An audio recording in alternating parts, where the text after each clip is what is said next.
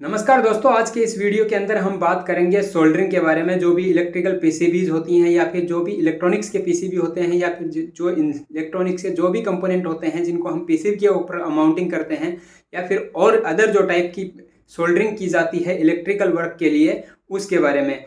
तो देखिए, सोल्डरिंग जो होती है एक्चुअली क्या होता है कि सोल्डरिंग जो दो समान या दो अलग अलग धातुओं का एक ऊष्मक प्रक्रिया के द्वारा जोड़ा जाता है, जोड़ने की एक प्रक्रिया है, उसी को हम सोल्डरिंग कहते हैं। यहाँ पे देखो क्या होता है कि एक तीसरी धातु होती है जिसको फिलर मेटल कहते हैं। उस फिलर मेटल को ही हम सोल्डर भी बोलते हैं और उस फिलर मेटल के द्वारा किसी भी दो धातुओं को हम, दो समान या असमान धातुओं को हम जोड़ते हैं।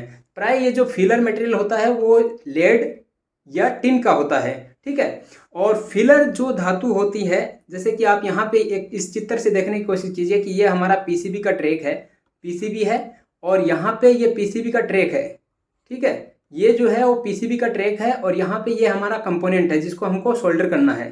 तो ये हमारा जो फिलर मटेरियल है जिसको हम सोल्डर वायर बोलते हैं, इसके बारे में जानिए। देखिए, सोल्डर वायर वो होना चाहिए जिसका गलनांक जो है वो हमारे ये वाले धातु, यानी कि ये एक मटेरियल है और दूसरा ये ट्रैक का मटेरियल है, यानी दो भिन्न भिन्न धातुएं हैं, उसको हम जोड़ने का काम कर रहे हैं। तो यहाँ पे जो फिलर धातु है जिसको सोल्डर वायर बोल रहे हैं, वो सोल्डर वायर का जो गलनांक होता है, यानी कि पिघलने का जो टेम्परेचर होता है, वो इन दो धातुओं से कम होना चाहिए। ऐसी स्थिति होगी तो ही हम इस सोल्डरिंग का कार्य कर पाएंगे। तो आप अच्छे से समझिए कि सोल्डरिंग एक प्रक्रिया है जिसके माध्यम से दो समान या असमान धातुओं को हम जो है जोड़ते हैं, ठीक है। और एक तीसरी धातु का उपयोग करते हैं जोड़ने के लिए जिसको हम सोल्डर बोलते हैं। सोल्डर का जो मेल्टिंग पॉइंट होता है, यानी कि जो गलनांक होता है, वो इन दो धातुओं की तुलना में कम होना चाहिए।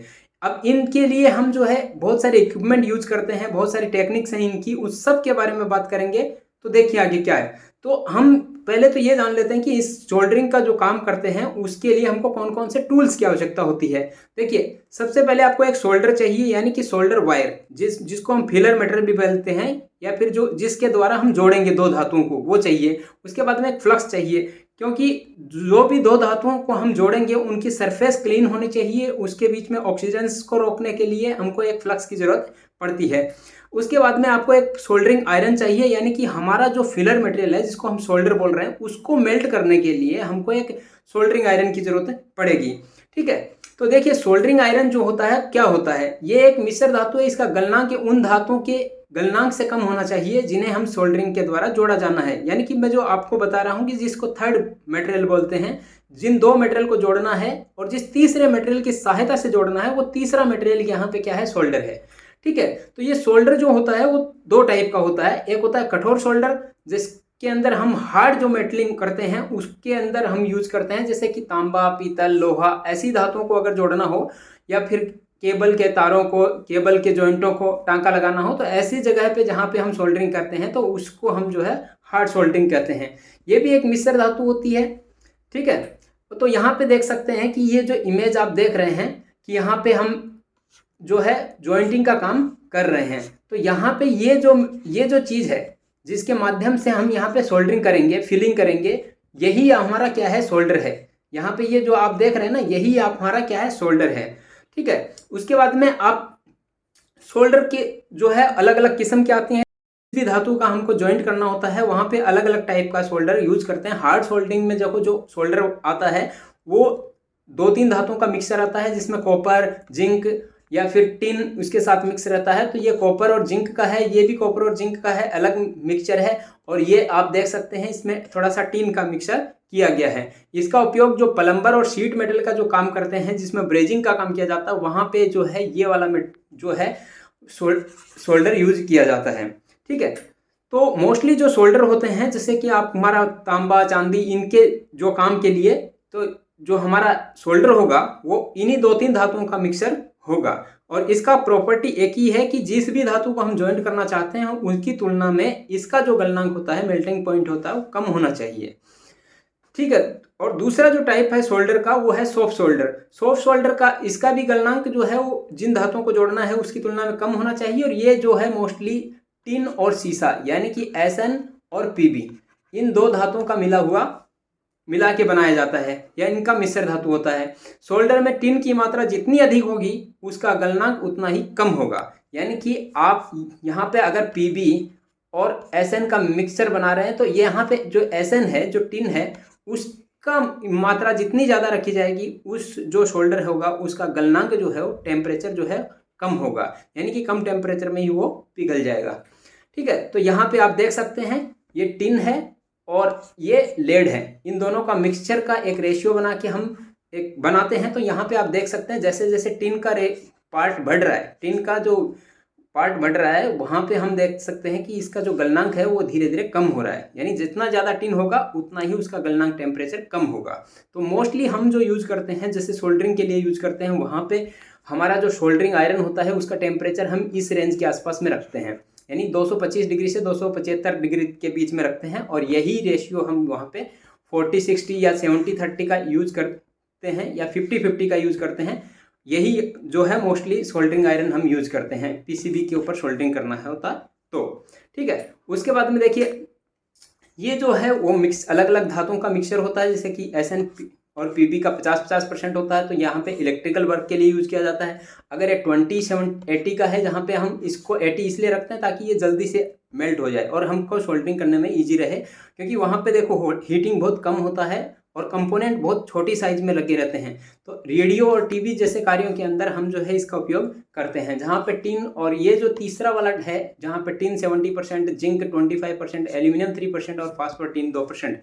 ये एल्यूमिनियम की जो केबल्स होती हैं, एल्यूमिनियम के जो काम होते हैं, वहाँ पर हमको सोल्डरिंग करने के लिए इस तरीके का सोल्डर की ज़रूरत पड़ती है। तो देखिए जो हार्ड शोल्डर और सॉफ्ट शोल्डर जिसके बारे में बात कर रहे हैं, उसका अंदर एक कंपैरिजन कर लेते हैं। कंपैरिजन क्या है कि जैसे मान लो कि हमारा ये जो नरम शोल्डर होता है वो थोड़ा कच्चा टांका लगाता है, ये थोड़ा पक्का टांका लगाता है, क्योंकि ये हार्ड मेटल का होता है। सोल्डरिंग आयरन के द्वारा किया जाता है, ये वेल्डिंग के द्वारा किया जाता है या भट्टी में पिघला के गर्म करके बाद में किया जाता है। इसके अंदर देखिए सोल्डरिंग का जॉइंट बहुत कम टेम्परेचर पर पिघलाया जाता है, इसके अंदर थोड़ा सा हाई टेम्परेचर पर पिघलाया जाता है। सॉफ्ट शोल्डर में लेड और टीन का मिक्सचर की धातु होती है, इसमें पीतल, तांबा, जस्ता इनकी धातु होती है। गर्म होने पे इनका जोड़ खुल जाता है, यानी कि ज़्यादा थोड़ा सा भी हीट इनको कर देते हैं तो इसका जो है सोल्डरिंग का जो करते हैं, सॉफ्ट शोल्डर के द्वारा जो सोल्डरिंग किया जाता है वो टांका खुल जाता है। यहाँ पे थोड़ा सा ज़्यादा गर्म करता है, ज़्यादा गर्म में भी नहीं खुलता है। इस टांके हेतु नौसादर यानी अमोनियम सोडियम फ्लक्स के रूप में प्रयोग किया जाता है और यहाँ पे जो है बोरेक्स इस तरीके की जो धातुएं हैं वो यूज़ की जाती हैं। और ये जो है भारी धातुओं के लिए यूज होता है, ये थोड़ी सी हल्की धातुएं, बिजली के तार, इनके लिए यूज किया जाता है सॉफ्ट शोल्डर। ठीक है, उसके बाद में देखिए टाइप ऑफ शोल्डर देखते हैं। टाइप ऑफ शोल्डर के अंदर आपको दो टाइप के शोल्डर मिलेंगे। एक होता है लेडेड शोल्डर जिसमें पीवी की मात्रा होती है, और एक होता है लेड फ्री शोल्डर। अब यहाँ पे देखिए क्या होता है कि गवर्नमेंट अभी बहुत सारा रिस्ट्रिक्शंस कर रहा है, क्योंकि लेड जो है एक टॉक्सिक धातु है। टॉक्सिक धातु का क्या मतलब होता है कि उसके अंदर कुछ जहरीले पदार्थ होते हैं, जो जहाँ पे भी हम इसको डिकम्पोज करते हैं, मान लो कि हमारा कोई पीसीबी है जो खराब हो गया, खराब होने के बाद में हम उसको फेंक देंगे, स्क्रैप कर देंगे, तो ये क्या होता है, जो लेड वाले जो सोल्डरिंग किए हुए वो रहते हैं वो बाद में मिट्टी को प्रदूषित करते हैं। तो इसलिए अभी गवर्नमेंट इनके ऊपर बैन लगा रहा है और गवर्नमेंट ये चाहता है कि आप लेड फ्री शोल्डर को यूज़ कीजिए इलेक्ट्रॉनिक कंपोनेंट के अंदर। ठीक है, तो फॉर्म ऑफ शोल्डर जो आपको किस किस फॉर्म में मिलेंगे, देखिए आपको सॉलिड वायर में मिलेगा, वायर के फॉर्म में मिलेगा, उसके बाद में शोल्डर पेस्ट के रूप में मिलेगा, जो कि पीसीबी के अंदर जो मोस्टली सोल्डरिंग करते हैं तो वहाँ पर इसका यूज किया जाता है, क्योंकि वहाँ पर सोल्डरिंग लगाने के लिए बहुत ज़्यादा जगह नहीं होती है, और हम जो स्कोप से देखते हैं उसमें भी हमको बहुत कम जगह में ही सोल्डरिंग करना पड़ता है। तो एक इंजेक्शन के द्वारा एक सोल्डर पेस्ट वहाँ रख दिया जाता है और उस हीटिंग गन के द्वारा हम इसको सोल्डरिंग कर देते। उसके बाद में अगर बड़ा कोई जैसे मोटर की स्लिप रिंग्स के कनेक्शन करने हो या मोटर के कम्यूटेटर के कनेक्शन करने हो, उस जगह पे हम जो है शोल्डर बार का यूज करते हैं। ठीक है तो आपको जो शोल्डर वायर मिलता है वो आपको अलग अलग साइज में मिलता है, जैसे ये आपको मिलेगा 0.4 mm से लेकर 3 mm तक का, इस साइज तक का मिल जाएगा। और कुछ वायर ऐसे होते हैं जिसमें सेंटर में ही फ्लक्स जो है भरा रहता है, तो इस तरीके के फ्लक्स आपको वायर मिल जाएंगे। उसके बाद में देखिए जो शोल्डर बार होती हैं वो जो पीसीबी है इलेक्ट्रॉनिक बोर्ड होती हैं उनके ऊपर सोल्डरिंग और डीप सोल्डरिंग के लिए, जहाँ पे डीप सोल्डरिंग हम करते हैं उसके बारे में भी आगे मैं आपको बताऊंगा कि डीप सोल्डरिंग क्या होता है, कैसे किया जाता है। वहाँ पे हम जो है जो हमारा सोल्डर यूज करते हैं वो बार वाला सोल्डर यूज करते हैं, ताकि उसको पिघला के एक मेल्ट वाटर फॉर्म में रख लेते हैं, यानी लिक्विड के फॉर्म में रख लेते हैं, उसको बाद में डीप सोल्डरिंग के लिए यूज किया जाता है। अब जो दूसरा मटेरियल था हमारा फ्लक्स, उसके बारे में देखते हैं कि फ्लक्स जो है एक सोल्डरिंग क्रिया की सफलतापूर्वक संपन्न करने के लिए फ्लक्स नामक अधात्विक मिश्रक का प्रयोग किया जाता है। ये नॉन मेटेलिक फ्लक्स एक लिक्विड जैसा होता है। इसको कोई भी तापमान के ऊपर जोड़े जाने के लिए धातु को आधार पर किया जाता है, यानी जहाँ पे हमको जोड़ना है उस जगह पे फ्लक्स हम लगाते हैं। इससे क्या होता है कि हमारे कुछ प्रॉपर्टी होती हैं जो इसके फायदे होते हैं फ्लक्स के, वो मैं आपको बताऊंगा क्या क्या फायदे हैं। ये आपको मिलेगा चूर्ण के रूप में या पेस्ट के रूप में। तो यहाँ पे देखिए ये पाउडर के रूप में है और ये पेस्ट के रूप में। यही पेस्ट यहाँ पे पेन के रूप में, पेन के अंदर भी दिया जाता है ताकि हम जो है लगाने में आसानी रहे। ठीक है, तो इम्पोर्टेंस ऑफ फ्लक्स देखते हैं सबसे पहले। तो ये देखो, कोई भी जो धातु हम जिसको जोड़ेंगे ना उसकी सतह को ऑक्सीडेशन से रोकता है। ठीक है, उसके बाद में आप देखिए ये जो जोड़ है, जोड़ पिघलाए गए सोल्डर के बहाव को सुगमता प्रदान करता है। यानी कि यहाँ पे आप देखते हैं कि जो सोल्डर हम लगाते हैं वो सोल्डर जो वायर जब पिघल जाता है उसको ये आसानी से फैलने में मदद करता है। उसके बाद में देखिए ये जोड़ को साफ करता है और सोल्डरिंग को है शीघ्र पिघलने में मदद करता है। यानी कि जो सोल्डर वायर होता है उसको पिघलने में भी ये मदद करता है।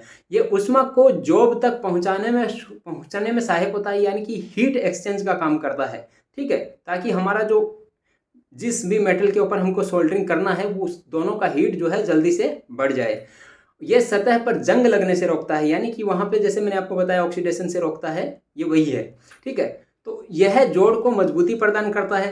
अब इसके बाद में मैं आपको एक वीडियो दिखाता हूँ जिसके अंदर आपको पता चलेगा कि अगर आप सोल्डरिंग कर रहे हो तो वहाँ पे फ्लक्स नहीं लगाने से क्या होता है और लगाने से क्या फायदा होता है। तो ये वीडियो आप देखिए।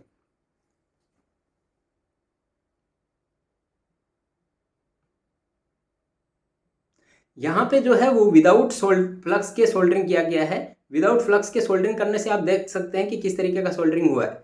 ठीक है, अगर अब इसको ऊपर फ्लक्स लगा के सोल्डरिंग करेंगे, देखो फ्लक्स लगा के सोल्डरिंग करेंगे तो ये क्या हो रहा है कि आसानी से आपका हीट एक्सचेंज होगा, सरफेस क्लीन हो जाएगा और जो सोल्डर है हमारा वो आसानी से पूरे वायर के ऊपर फैल जाएगा।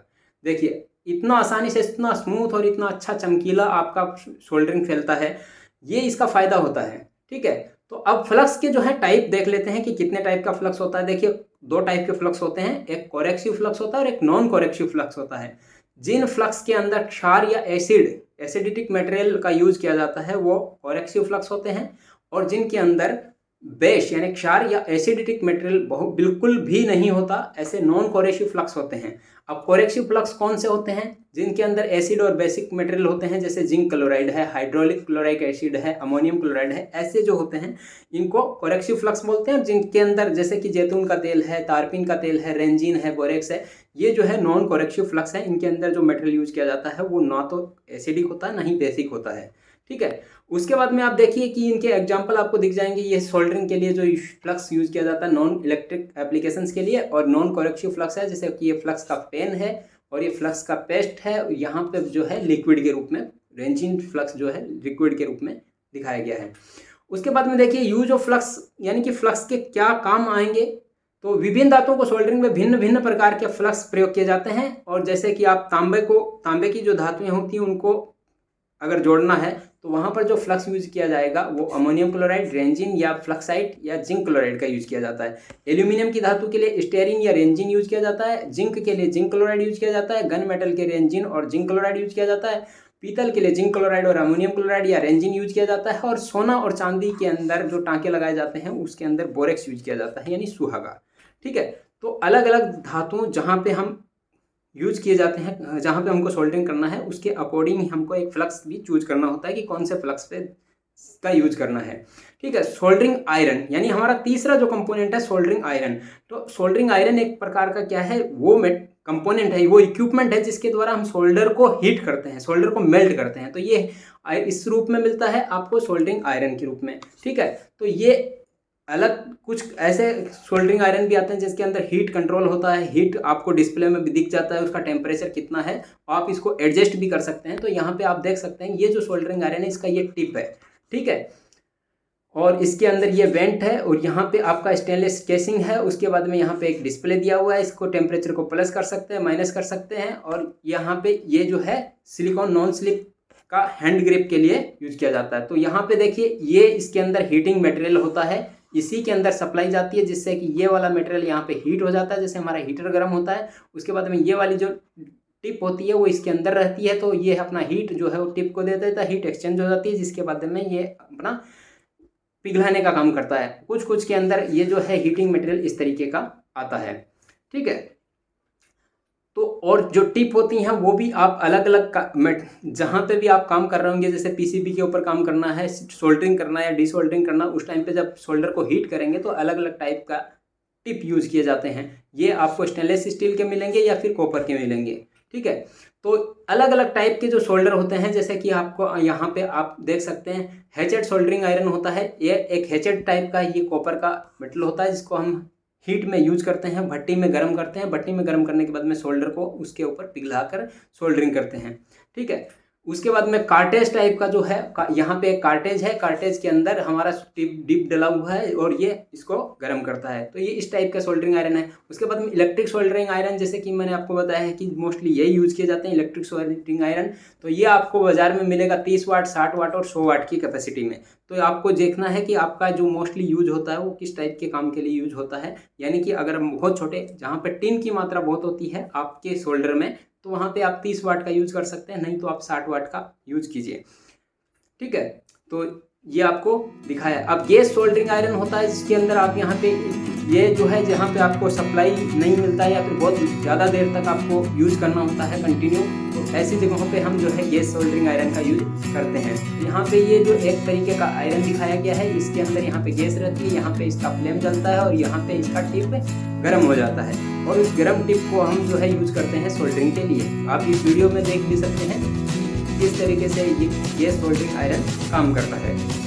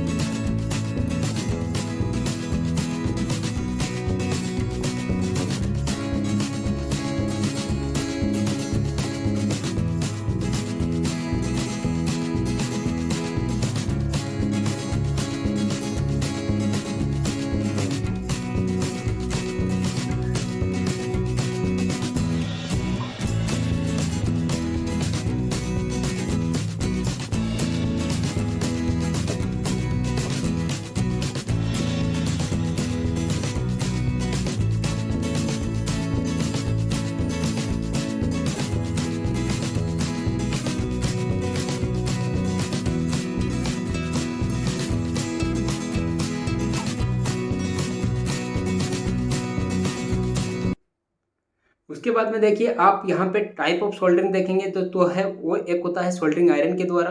सोल्डरिंग जो करने के प्रोसेस हैं उनकी बात कर रहा हूँ। तो ये आप सोल्डरिंग आयरन के द्वारा कर सकते हो, ब्लो लैंप के द्वारा सोल्डरिंग कर सकते हो, और पॉट एंड लेडल के द्वारा सोल्डरिंग कर सकते हो। ये क्या होता है मैं आपको दिखाऊंगा आगे। और स्वीटिंग के द्वारा, यानी कि हीट करके, स्वीट करके, उसको गर्म करके उसके बाद में आप कर सकते हो। और उसके बाद में सोल्डरिंग गन से आप जो है सोल्डरिंग कर सकते हो। और एक डीप सोल्डरिंग होता है और एक होता है हॉट एयर गन के द्वारा soldering gun, hot air gun के द्वारा सोल्डरिंग, ठीक है। तो 1 बाय 1 इनके बारे में देखते हैं। देखिए सोल्डरिंग आयरन जो होता है, जैसे कि मैंने आपको पहले सोल्डरिंग आयरन आपने देखा भी होगा। सोल्डरिंग आयरन इस तरीके का सोल्डरिंग आयरन होता है, जिसको हम सप्लाई लगा के हीट कर लेते हैं। और यहाँ पे देखिए इस तरीके का सोल्डरिंग है, जहाँ पर आप टेम्परेचर को है कंट्रोल कर सकते हैं आप अपने जो ज़रूरत के हिसाब से, और उसके बाद में आप अपना सोल्डरिंग का काम कर सकते हैं, ठीक है। तो इस तरीके से आप जो है ब्लो लैंप से सोल्डरिंग कर सकते हैं। ब्लो लैंप के द्वारा आप इस एग्जांपल में देख सकते हैं, यहाँ पे आपको यहाँ पे एक ब्लो लैंप जलता हुआ दिखाई दे रहा है। उसके द्वारा ये हमारा जो शोल्डर है, ये जो है वो शोल्डर है, और इसके अंदर आप देख सकते हैं यहाँ पे सोल्डरिंग किया गया है, यानी कि ये 2 पाइप है, इसका ये पाइप और जॉइंट को जोड़ा गया है। तो इस तरीके से हम सोल्डरिंग कर सकते हैं। उसके बाद में देखिए आप यहाँ पे जो पॉट एंड लेडल होता है उसके अंदर सोल्डरिंग कैसे करेंगे। ये हमारा पॉट है, पॉट होता है, ये पूरा पॉट है। ये पॉट के अंदर ये हमारा सोल्डर बार है, इसको यहाँ पे डाल के हीट किया जाता है। हीट करने के बाद में जो है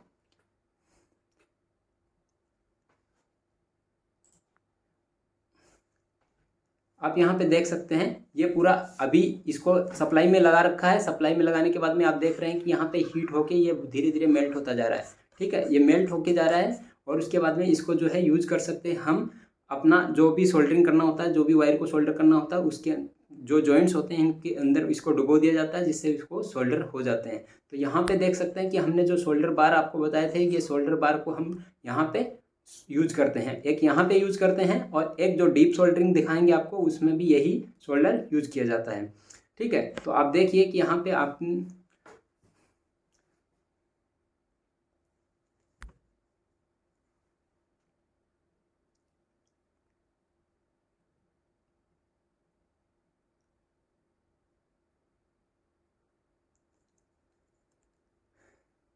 ये यहाँ पे लिक्विड फॉर्म में हमारा फ्लक्स है, लिक्विड फॉर्म में फ्लक्स है, ये फ्लक्स लगाया जाएगा सबसे पहले और फ्लक्स लगाने के बाद में आप जो है यहाँ पे सोल्डरिंग करेंगे। तो ये फ्लक्स लग गया है, फ्लक्स लगाने के बाद में हम यहाँ पे हमारे जो पोर्ट है, पोर्ट के अंदर जो हमने ये सोल्डर को पिघला के रखा है, उस सोल्डर के पिघलाए हुए के अंदर हम जो है वहाँ पे डीप करा देते हैं। डीप कराने के बाद में आप देखेंगे कि अपना जो कनेक्शन है वो जॉइंट है जो अच्छे तरीके से सोल्डर हो जाता है।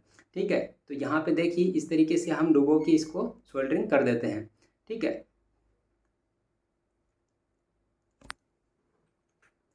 और ये आपका स्वीटिंग के द्वारा सोल्डरिंग किया जाता है। जैसे यहाँ पे आप देख सकते हैं ये स्वीटिंग सोल्डर है और उसके अंदर यहाँ पे ये जो दूसरी धातु है ये स्वीटिंग किया जा रहा है और स्वीटिंग करके जो है ये धातु को हम सोल्डरिंग कर देते हैं। तो यहाँ पे ये जो है वो रोड यूज किया जा रहा है, ये जो है ये हमारा सोल्डर है और ये हमारा स्वीटिंग के लिए आयरन है। ठीक है, ये गर्म किया जा रहा है, गर्म करके यहाँ पे पिघला के इसको फैलाया जाता है।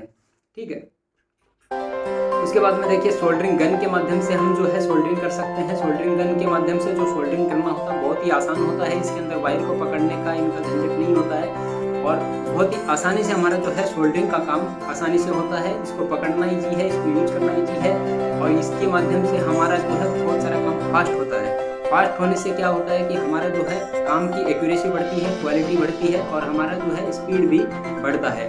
तो इसके माध्यम से आप देख सकते हैं कि इस तरीके से हम जो है इसके माध्यम से हम अलग अलग टाइप की सोल्डरिंग कर सकते हैं। तो इसको में वायर डालना और वायर कैसे निकाला जाता है वो भी आप यहाँ पे देख सकते हैं। तो ये हमारा जो है हॉट एयर गन होता है। हॉट एयर गन के माध्यम से भी आप जो है सोल्डरिंग और डिसोल्डरिंग दोनों कर सकते हैं। जैसे पीसी के ऊपर सोल्डरिंग पेस्ट से हमारे जो एसएमडी कंपोनेंट होते हैं उनको लगा दिया जाता है और उसके बाद में हॉट एयर गन के माध्यम से उनको सोल्डर को जो है पिघलाया जाता है, पिघला के वो उसको कनेक्ट कर दिया जाता है। यहाँ पे आप इसकी नोजल देख सकते हैं। नोजल जो है बहुत बारीक जगह के लिए या फिर बड़े एसएमडी कंपोनेंट के लिए यूज होता है। यहाँ पे इसमें एक फ़ैन होता है, उस फैन के द्वारा जो है एयर को इधर भेजा जाता है और एक हीटिंग एलिमेंट होता है, वो हीटिंग एलिमेंट के माध्यम से जो है हमारा एयर गर्म होके जाता है। ठीक है, यहाँ पे आप देख सकते हैं डीप सोल्डरिंग। डीप सोल्डरिंग के लिए आप यहाँ पे देखिए ये हमारा पोर्ट है, पोर्ट के अंदर हम जो है हीट करके यानी कि सप्लाई से हीट बना लेते हैं। हीट के बाद में हमारा जो है जो फ्लक्स होता ये सोल्डर होता है उसको पिघला लिया जाता है, यानी कि सोल्डर बार्स को पिघला लिया जाता है। उसके बाद में जो है हमारा जिसके ऊपर जिस भी पीसीबी के ऊपर हमको सोल्डरिंग करना होता है उसके बैक साइड में फ्लक्स लगा दिया जाता है। फ्लक्स लगाने के बाद में आप देख सकते हैं यहाँ पे डीप सोल्डरिंग किया जाता है, यानी कि एक साथ ही पूरे सोल्डरिंग कर दिए जाते हैं। तो इस तरीके से जो काम किया जाता है उसको बोलते हैं डीप सोल्डरिंग।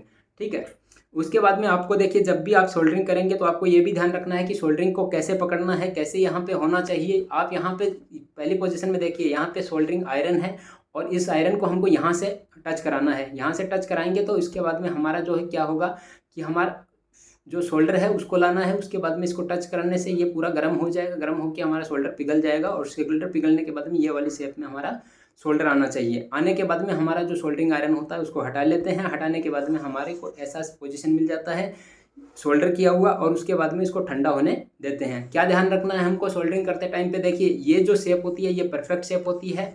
अगर ऐसा आपने कर दिया है तो इसका मतलब है कि आपने बहुत ज़्यादा सोल्डर लगा दिया है, और ऐसी पोजीशन में छोड़ दिया है तो इसका मतलब है कि आपने बहुत कम सोल्डर लगाया है, या फिर ऐसे छोड़ रखा है तो इसका मतलब है कि सोल्डरिंग सही नहीं हुआ, उससे पहले ही जॉइंट जो है वो ठंडा हो गया है। इसके अंदर आप देख सकते हैं बहुत ज़्यादा हीट कर देने की वजह से ये पीसीबी का ट्रैक जो है वो बहुत ज़्यादा गर्म हो जाता है। यहाँ पे देख सकते हैं कि दो जो जॉइंट्स होते हैं वो आपस में शॉर्ट हो गए हैं।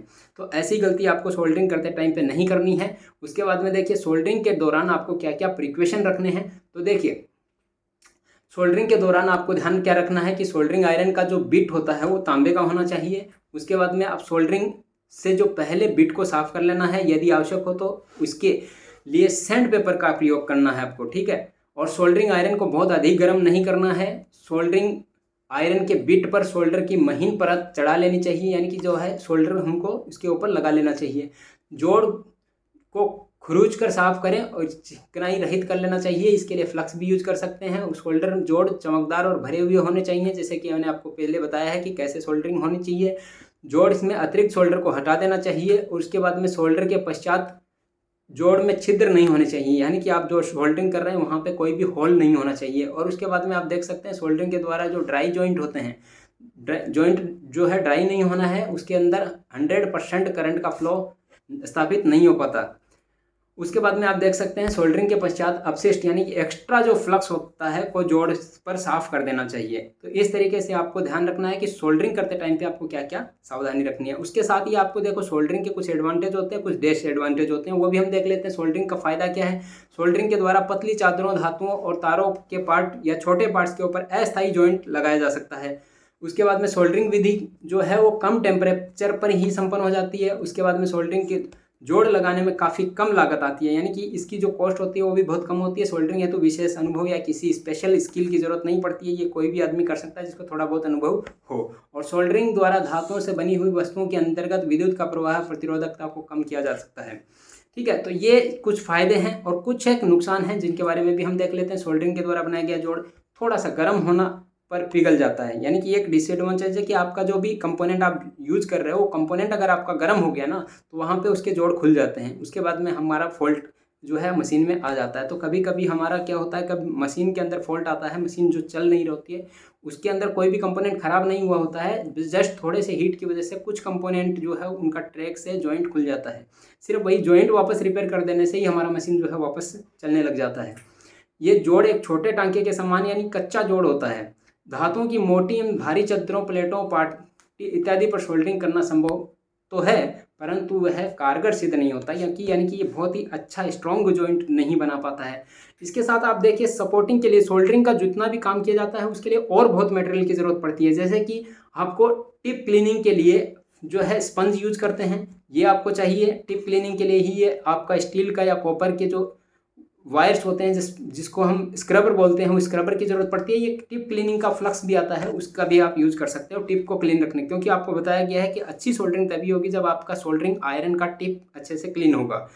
उसके बाद में देखिए सोल्डरिंग एक्सट्रैक्टर, यानी कि जो एक्स्ट्रा सोल्डरिंग हमारा हो जाता है या फिर जहाँ पे सोल्डर हमारा जलता है उसके अंदर जो फ्ल्यूम आता है वो फ्ल्यूम अगर हम एक्सट्रैक्ट कर लें तो वहाँ पे जो सोल्डरिंग होता है बहुत चमकीला होता है। ठीक है, उसके बाद में आप देखिए यहाँ पे आपको क्या है कि जो सोल्डरिंग डीसोल्डरिंग के लिए एक गन यूज करते हैं, पंप यूज करते हैं, उसका आपको अवश्य यूज करना चाहिए। यानी इसके अंदर आप देख सकते हैं कि आप जो है यहाँ पे कि किस तरीके से एक पंप के द्वारा हमको जो है डीसोल्डरिंग करने में इजी होता है। यहाँ पे आप देखिए किस तरीके से जो है पंप को यहाँ पे कोई भी जॉइंट्स खोलना है तो इस पंप के माध्यम से हम जो है खोल देते हैं। तो यहाँ पे क्या होता है कि ये अंदर की तरफ दबा के इसको लॉक कर दिया जाता है। उसके बाद में जब सक करना होता है तो इस बटन को दबाने से वो यहाँ पे वैक्यूम क्रिएट करके हमारा जो एक्स्ट्रा सोल्डरिंग होता है पिघलाया हुआ उसको ये अंदर खींच लेता है। तो इस तरीके से काम करता है। उसके बाद में देखिए हमको डीसोल्डरिंग विक की ज़रूरत पड़ती है। विक का क्या काम होता है कि जो भी हमारा जो एक्स्ट्रा जितना हमारा एक्स्ट्रा अगर मान लो सोल्डरिंग लग गया है तो उसको खोलने के लिए या फिर डीसोल्डरिंग करने के टाइम पे जो एक्स्ट्रा सोल्डर रह जाता है उसको वहाँ से साफ करने के लिए एक विक का प्रयोग किया जाता है। एक जालीदार तार होता है, उस तार के माध्यम से जो है हम वो एक्स्ट्रा वाला जो है सोल्डर वहाँ से गर्म करके निकाल लेते हैं। ये इसको सक कर लेता है वहाँ पे।